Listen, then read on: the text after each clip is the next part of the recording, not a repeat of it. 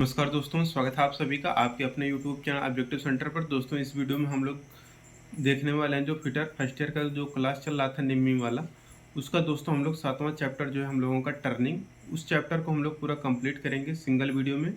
और ये पूरा फास्ट तरीके से होने वाला है। तो जो भी छात्र हैं अभी तक अगर पिछले वीडियो नहीं देखे हैं तो आप लोग उसको भी ज़रूर देख लीजिएगा, ठीक। और चलिए हम लोग स्टार्ट करते हैं टर्निंग का पूरा क्वेश्चन। दोस्तों, यहाँ पर हम लोग देखने वाले हैं टर्निंग का चैप्टर मॉड्यूल 3 जो है, ठीक है। अब यहाँ पर देखिए 167 नंबर का क्वेश्चन कह रहा है कि यक्स के रूप में चिन्हित खराद विनिर्देशन का नाम क्या है। तो यहाँ पर दोस्तों यहाँ से देखिए, एक तो आपका है लाइव सेंटर, ये है आपका डेड सेंटर। तो लाइव सेंटर और डेड सेंटर के बीच की जो दूरी होती है उसको हम लोग कहते हैं लेंथ बिटवीन सेंटर। सेंटर के बीच की दूरी या केंद्र के बीच की लंबाई, ठीक है। तो ऑप्शन नंबर यहाँ पर सी करेक्ट हो जाएगा। लेंथ बिटवीन सेंटर, दो सेंटरों के बीच की दूरी, लाइव सेंटर और डेड सेंटर के बीच की लंबाई या दूरी। खराद कैरेज में यक्स यानी कि जो मशीन दिखाया गया है इसमें यक्स पार्ट का नाम बताना है।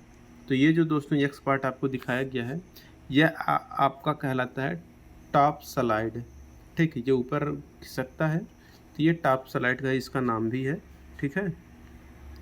और देखिए खराद मशीन में 3 जबड़ा वाले चक की मेरिट क्या है। तो देखिए 3 जबड़ा जो चक होता है ये क्या होता है कि work can be set with each, काम को आसानी से स्थिर किया जा सकता है 3 जबड़ा वाले चक में, क्योंकि यह आपका सेल्फ सेंटरिंग चक होता है, ठीक है। और ये हो गया आपका। अगला क्वेश्चन है कि यक्स पार्ट के रूप में चिन्हित भाग का नाम बताना है। तो यहाँ पर दोस्तों जो आपको यक्स पार्ट दिखाया गया है यहाँ पर, यह यक्स पार्ट आपका कहलाता है क्राउन व्हील, ठीक है। ये आपका क्या कहलाता है, क्राउन व्हील, जो कि आपका यहाँ पर दिया नहीं है। तो आप लोग इसको जो डी ऑप्शन है इसको बना लीजिएगा, क्राउन व्हील, CRAWN, क्राउन, और व्हील WHEEL, क्राउन व्हील है, ठीक है। तो आप लोग इसका डी ऑप्शन काट के आप इसको क्राउन व्हील कर लीजिएगा। तो ये आपको वही मिल जाएगा, क्योंकि यहाँ पर देखिए सभी क्वेश्चन में तीसरा और चौथा ऑप्शन सेम कर दिया है, ठीक है, जो कि बहुत गलत है। 4 जबड़ा वाले चक का डिमेरिट क्या है। तो देखिए 4 जबड़ा वाला जो चक होता है इसका प्रयोग हम लोग करते हैं। देखिए यहाँ पर ये तीसरा और चौथा ऑप्शन सेम कर दिया है, जो कि आपका इसमें आपका गलत दिया है। आप इसको बना लीजिएगा कि देखिए जो फोर्जा चक होता है इसका डिमेरिट होता है कि छोटे और फिनिश जब को नुकसान होता है, ठीक है। यानी कि जो फोर्जा चक होता है इसमें क्या होता है, छोटा और फिनिश जब को नुकसान पहुंचता है। तो ये आपको ऑप्शन में देखने को मिलेगा जो मैं बोला हूँ। बाकी इंग्लिश वालों स्टूडेंट ऑप्शन में खोजेंगे वो रहेगा option small and finish work will be damaged, ठीक है। इसको लिख लीजिएगा, small and finished work will be damage, ठीक। छोटे और फिनिश जॉब को नुकसान होगा। ये आपका ऑप्शन नंबर डी रहेगा और वही आपका सही होगा। 172 नंबर क्वेश्चन है। तो देखिए किस प्रकार के रैक एंगल टूल के पीछे की ओर सामने तक ढलान बनाते हैं। तो देखिए rack angle make slope from the front toward back the tool. तो ये आपका रहता है दोस्तों आपका पॉजिटिव रैक एंगल। तो यहाँ पर ये इसको बना के आप इसको पॉजिटिव कर लीजिएगा, ठीक है, positive rack angle. Option number यहाँ पर डी करेक्ट हो जाएगा, पॉजिटिव रैक एंगल। इसको नेगेटिव को पॉजिटिव करना है। अब देखिए अगला क्वेश्चन है 173 नंबर का, कह रहा है कि यदि फेसिंग करते समय कैरेज को लॉक नहीं किया गया तो क्या प्रभाव होगा। तो यदि फेसिंग करते समय कैरेज को अगर लॉक नहीं करते हैं तो वहाँ पर कॉन्वेक्स फेस प्राप्त होगा, ठीक है। अगला क्वेश्चन है कि घटक के किनारे से गड़गड़ाहट और तीखेपन को हटाने के लिए कौन सा ऑपरेशन किया जाता है। तो देखिए घटक के किनारे से गड़गड़ाहट और तीखेपन को हटाने के लिए हम लोग चैम्फरिंग करते हैं, ठीक है। 174 के यहाँ पर भी ऑप्शन करेक्ट हो जाएगा, चैम्फरिंग। और देखिए 175 नंबर क्वेश्चन है कि 40 mm के ढलवा लोहे राड को टर्न करने के लिए स्पिंडल की गति ज्ञात करें यदि काटने की गति 15 मीटर प्रति मिनट है, ठीक है। तो ये आपका आएगा दोस्तों 119.3 RPM। अब देखिए अगला क्वेश्चन यहाँ पर कह रहा है कि इस ऑपरेशन का नाम बताना है। तो ये जो है दोस्तों ऑपरेशन दिखाया गया है यह आपका है दोस्तों कहलाता है, इसमें तो ऐसा कुछ ऑप्शन दिख नहीं रहा है। तो आप देखिए यहाँ पर इसको डी ऑप्शन काट के एक ऑप्शन आप और स्टार जोड़ लीजिएगा कि under cut, UNDERCUT, under cut shoulder,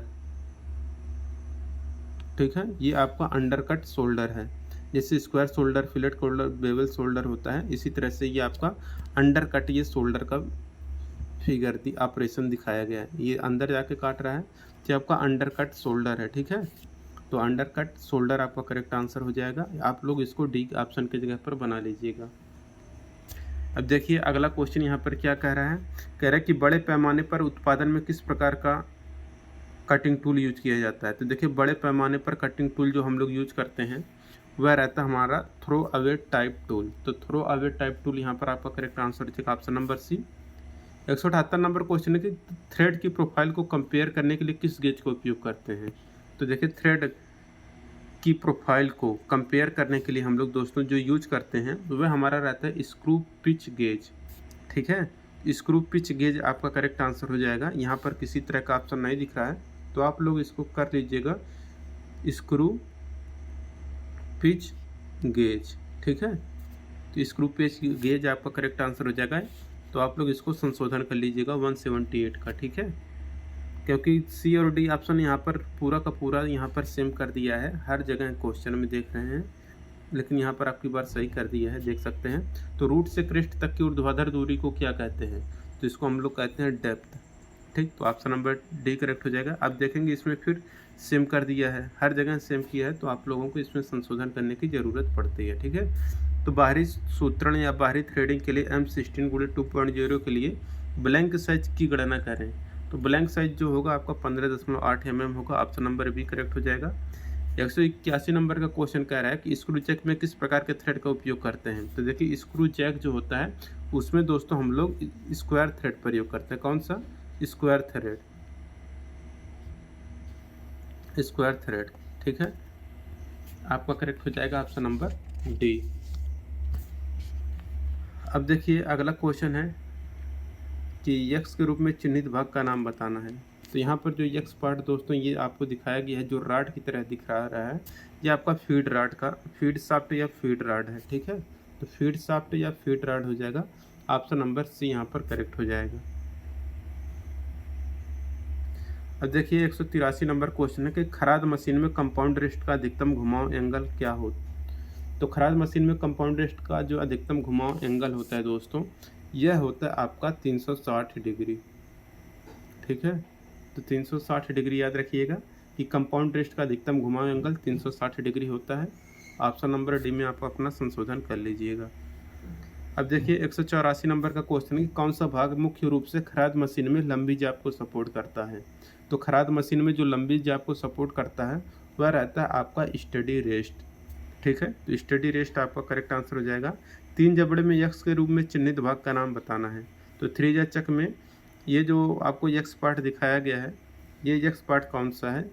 तो ये जो यक्स पार्ट कहलाता है ये आपका इंटरनल जा है। तो इंटरनल जा आपका करेक्ट आंसर हो जाएगा, आंतरिक जबड़ा। अब देखिए 186 नंबर क्वेश्चन है कि जबड़ा चक का दोष क्या है, 3 जा चक का दोष क्या है। तो देखिए 3 जा चक जो होता है इसकी एक्यूरेसी डिक्रीज होती है, यानी कि सटीकता कम होती है 3 जा चक की, ठीक है। और पाउडर मेटलर्जी टेक्निक द्वारा कौन से टूल सामग्री का निर्माण किया जाता है। तो देखिए पाउडर मेटलर्जी टेक्निक के द्वारा जो हम लोग टूल सामग्री यूज करते हैं वह रहता है आपका कार्बाइड, ठीक। तो कार्बाइड यहाँ पर आपका करेक्ट आंसर हो जाएगा। अगला क्वेश्चन है कि टूल का कौन सा कोण ग्रूव में फंसने से रोकता है और टूटने का कारण बनता है। तो ये रहता है आपका साइड रिलीफ एंगल, ठीक है। तो साइड रिलीफ एंगल आपका करेक्ट आंसर हो जाएगा ऑप्शन नंबर बी। टूल का जो कोण ग्रूव में फंसने से रोकता है और टूटने का कारण बनता है वो साइड रिलीफ एंगल होता है। 189 नंबर का क्वेश्चन देखिए कह रहा है कि यदि टूल की फेसिंग करते समय सही केंद्र की ऊंचाई पर सेट नहीं किया जाता है तो कौन सा दोष उत्पन्न होगा। तो वहाँ पर होगा pipe left in the centre, केंद्र में पिप छोड़ देगा। तो पिप लेफ्ट इन द सेंटर आपका ऑप्शन नंबर सी करेक्ट हो जाएगा। अब देखिए 190 नंबर क्वेश्चन, काटने की गति की इकाई क्या है। तो काटने की गति की जो इकाई होती है वह रहता है आपका मीटर प्रति मिनट। ऑप्शन नंबर सी करेक्ट हो जाएगा। अगला क्वेश्चन है किस प्रकार का ऑपरेशन किया जा रहा है। तो देखिए यहाँ पर जो ऑपरेशन किया जा रहा है, यहाँ पर देखेंगे तो ये आपका वी की तरह बन रहा है, जो ग्रूव बना रहा है ना ये आपका वी की तरह बना रहा है, तो ये आपका वी ग्रूव हो जाएगा। ऑप्शन नंबर बी आपका करेक्ट हो जाएगा, वी ग्रूव, ठीक है। वी ग्रूव आपका ऑप्शन नंबर बी करेक्ट हो जाएगा। देखिए चूड़ी के रूट और क्रेस्ट के बीच के भाग का नाम क्या है? तो देखिए चूड़ी के रूट और क्रेस्ट के बीच का जो भाग होता है वह आपका फ्लैंक कहलाता है, ठीक है। और 193 नंबर क्वेश्चन की डायल टेस्ट इंडिकेटर का सिद्धांत क्या है? तो देखिए डायल टेस्ट इंडिकेटर का जो सिद्धांत होता है वह रहता है आपका रैक एंड पिनियन का। तो रैक एंड पिनियन आपका करेक्ट आंसर हो जाएगा ऑप्शन नंबर सी, ठीक है। 194 नंबर क्वेश्चन की जो स्क्रू थ्रेड माइक्रोमीटर होता है इसका उपयोग किस डायमेंशन को मापने के लिए किया जाता है? तो ये किया जाता है दोस्तों आपका यहाँ पर कि स्क्रू थ्रेड माइक्रोमीटर का उपयोग किस डायमेंशन को मापने के लिए किया जाता है? तो इसका प्रयोग हम लोग करते हैं effective diameter of screw thread का इफेक्टिव डायमीटर को मापने के लिए, जो कि ऐसा ऑप्शन कहीं पे दिख नहीं रहा है। तो आप लोग इसको चौथा ऑप्शन बना लीजिएगा, कौन सा, कि effective dia of screw thread, ठीक है। Effective EFFECTIVE effective dia of screw thread, ठीक है। तो यहाँ पर बना लीजिए कि, और हिंदी वाले कर लीजिएगा प्रभावी स्क्रू थ्रेड का प्रभावी व्यास, ठीक है।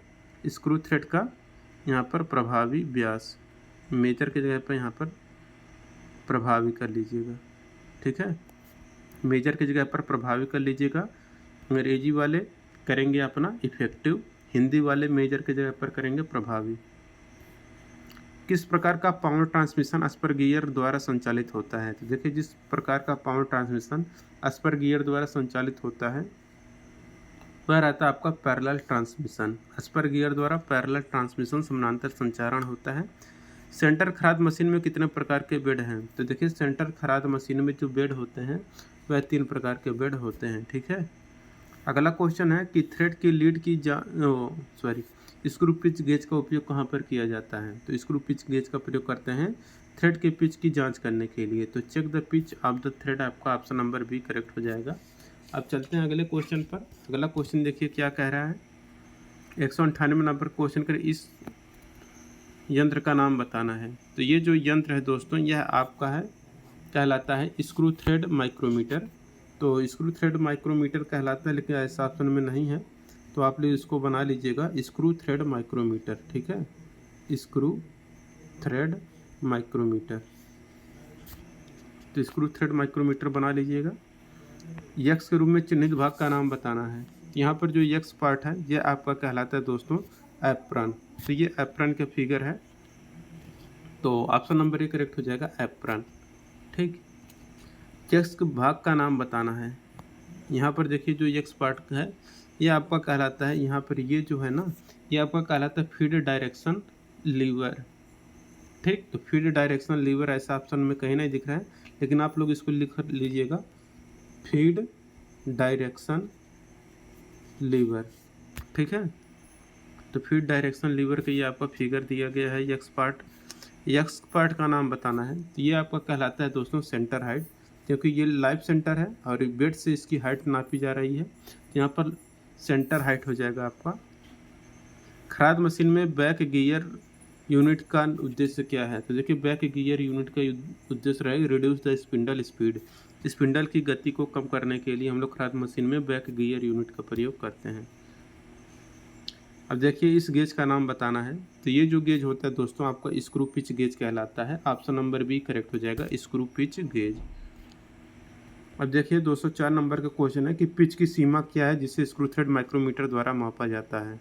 तो देखिए पिच की सीमा जिससे स्क्रू थ्रेड माइक्रोमीटर के द्वारा मापा जाता है वो रहता है 0.25 से 3.5 mm तक।